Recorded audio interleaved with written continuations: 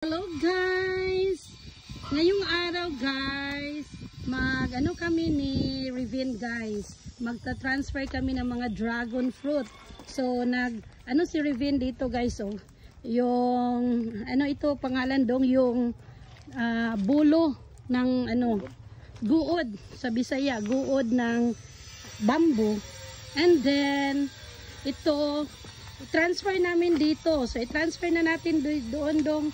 Kasi sa kabila guys, may gawin kami doon. So, affected yung plant namin. So, this is the third time na guys, na gibalhin-balhin namo.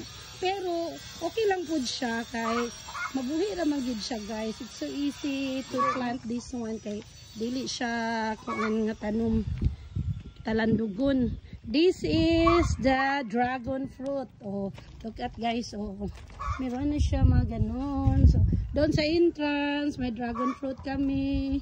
And then, dito naman, ilagay naman ni Revin yan. Yun, yung pinakamataas doon. Dito natin sa, sa corn ha.